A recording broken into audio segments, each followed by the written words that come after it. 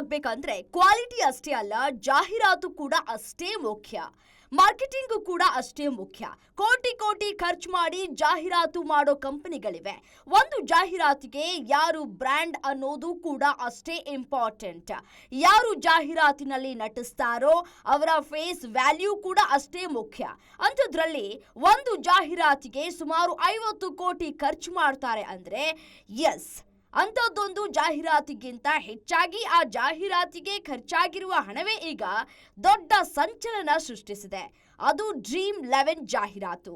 ಈ ಜಾಹೀರಾತಿನಲ್ಲಿ team India captain Rohit Sharma, Bollywood super star Aamir Khan, wicket keeper Rishabh Pant, ನಟ ರಣಬೀರ್ ಕಪೂರ್, ಹಾರ್ದಿಕ್ ಪಾಂಡ್ಯ, ಜಸ್ಪ್ರೀತ್ ಬೂಮ್ರಾ, ಆಲಿಯಾ ಭಟ್, ಅರ್ಬಾಜ್ ಖಾನ್ ಹೀಗೆ ದೊಡ್ಡ ದೊಡ್ಡ ಸ್ಟಾರ್ ನಟರೇ ತುಂಬಿಕೊಂಡಿದ್ದಾರೆ.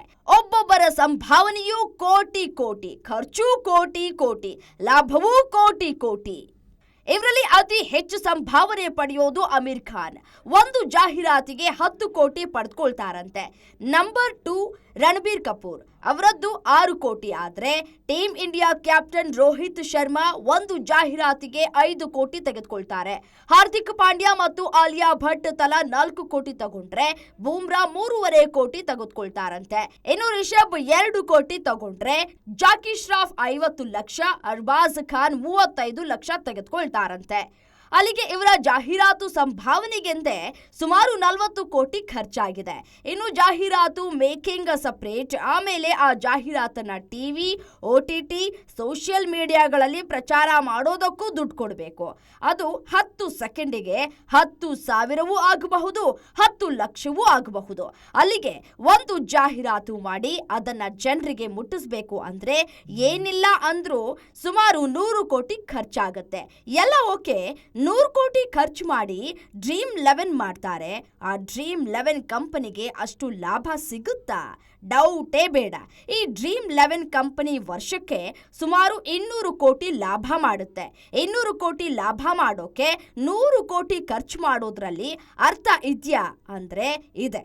ಡ್ರೀಮ್11 ತನ್ನ ಖರ್ಚಿನಲ್ಲಿ ಈ ಜಾಹೀರಾತಿನ ಲೆಕ್ಕವನ್ನೂ ಸೇರಿಸುತ್ತೆ.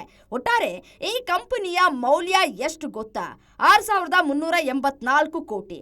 ಈ ಕಂಪನಿಯಲ್ಲಿ ಕೆಲಸ ಮಾಡೋರ ಸಂಖ್ಯೆ 1,000 ಕೂಡ ಕ್ರಾಸ್ ಆಗಲ್ಲ.